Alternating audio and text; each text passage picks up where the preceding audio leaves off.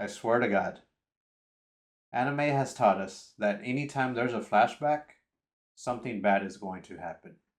Bleach, Thousand Year Blood War Core 3 has taught us that anytime a flashback happens, something sad is going to happen. And this week's episode, Shadows Gone, did just that. Just a quick reminder, this is the war between the Soul Reapers and the Quincy's. The Quincy's are winning. They have complete control of the royal palace.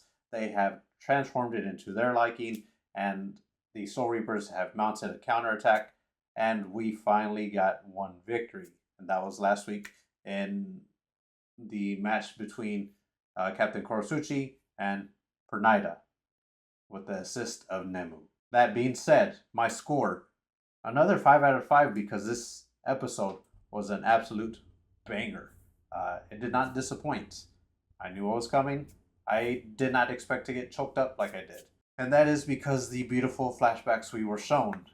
The episode starts out with a flashback. We see a young Shunsui chilling with what we now know is his brother and his brother's wife. Come back to today, and Captain Shunsui gets a hole blown right through his chest. Liege Baro is not dead, and actually he's evolving to a new form, which his green wings turn gold, he gets a long neck and has a bird-like face, and he's blowing this fire out, and he proceeds to say, a simple Bankai could not kill me.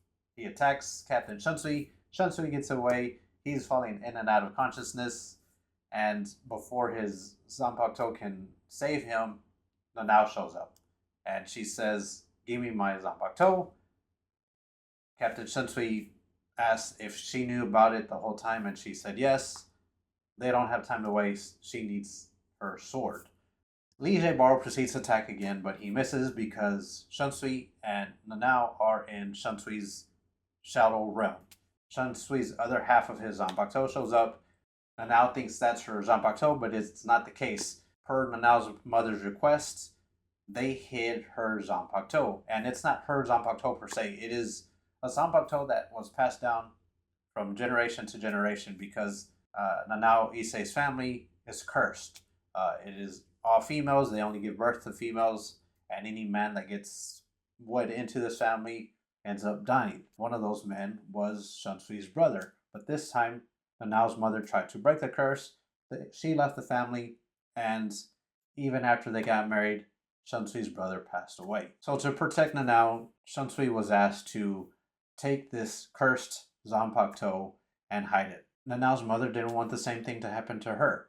So he takes the Zanpakuto, he leaves, and we find out later on in the episode she was executed by Central 46 for destroying an artifact, quote unquote.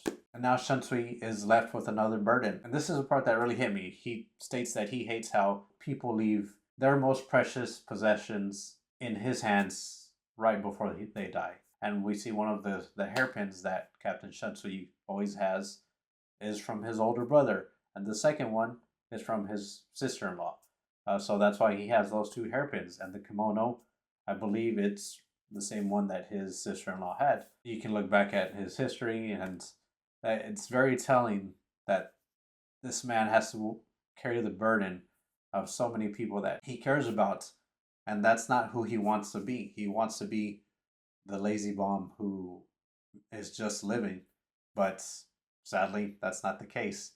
And one of the most precious possessions that he has to carry now is Nanao's Zanpakuto, and hell, Nanao herself. That's his niece. And I think it was his decision to kind of watch over her because we see in the past flashbacks that she went to take the tests.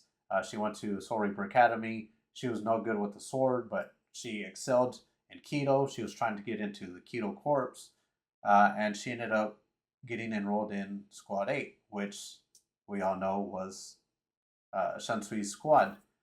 So from the very beginning, he was trying to keep her close to him so he could watch over her and protect her. And even when he hesitated in giving Nanao her sword, she even called him out. She said, "Are you keeping this hidden for other reasons?" Basically hinting at the reason he doesn't want to give Nanao this cursed sword is because he doesn't want anything to happen to her. And even she said that she would take the curse if she could protect the one person she admires the most, which is Captain Shunsui. So she takes the sword, comes out of the Shadow Realm, and proceeds to confront Lige Baro. And Lige Baro, he's very egotistical at this moment, as he calls himself this god messenger, and he's just searching for them. He knows they're in the Shadow Realm.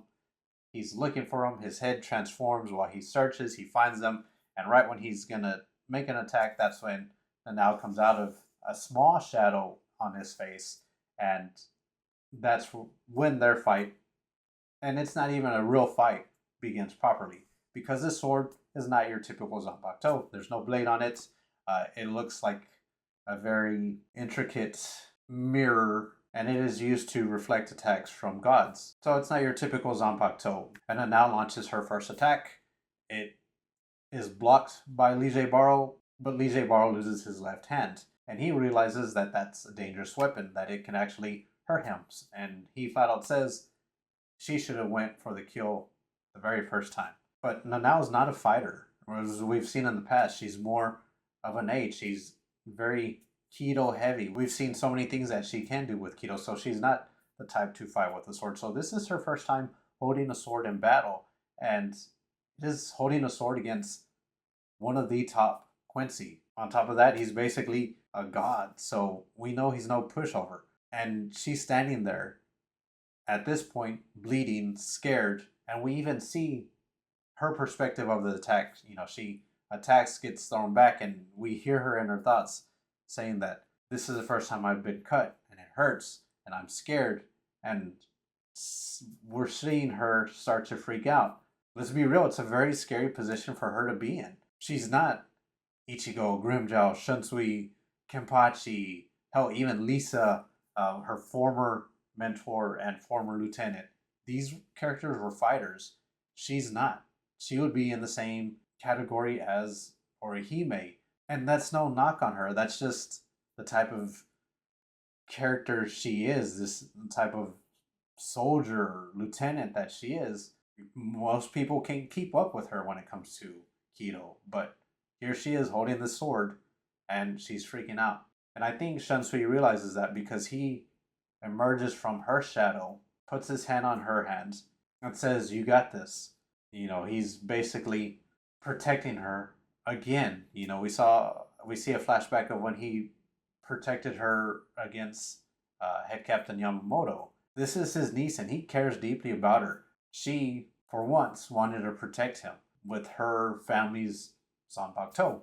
So with him showing up behind her, believing in her, she musters up the fortitude, the resolve, as we've heard throughout the series, and Lige Baro launches his trumpet attack, and it is reflected right back to him, and he ends up losing half his face and a good chunk of his body. And he laughs and he says, "You did say that was meant to reflect the attacks of gods."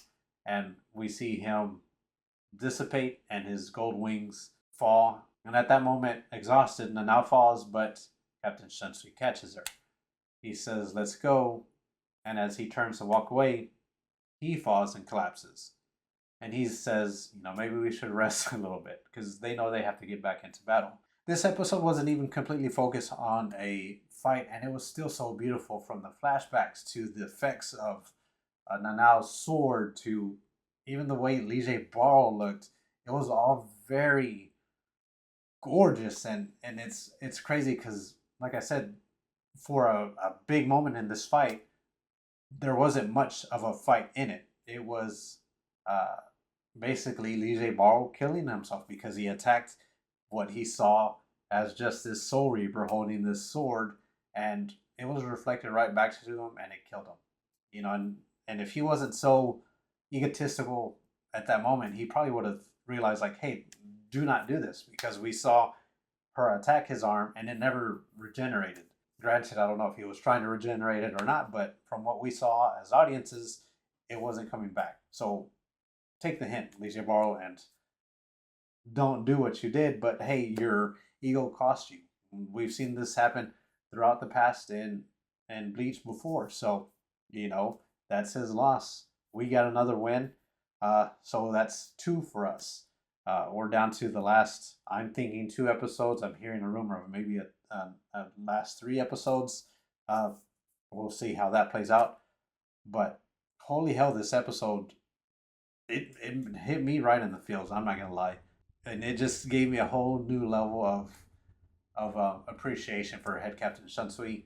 He's just so. The more we learn about him, the cooler he becomes. But there's not really much to review on this one because it was pretty simple. It was flashback. We learn about Shunsui's history with Nanao's mother. We learn about Nanao's Zanbakuto. We learn about her cursed family, and we see the tragedy of Shunsui losing his brother and his sister-in-law, and we see how protective of his niece that he is. You know, if you're a family man, if you have kids, or you know younger cousins, you know that's one of the things you can relate to, and that's why I relate to Ichigo being the older brother. But that's neither here nor there. So yeah, that's where I'm going to end this one. I hope you have a good one, and I will talk to you soon.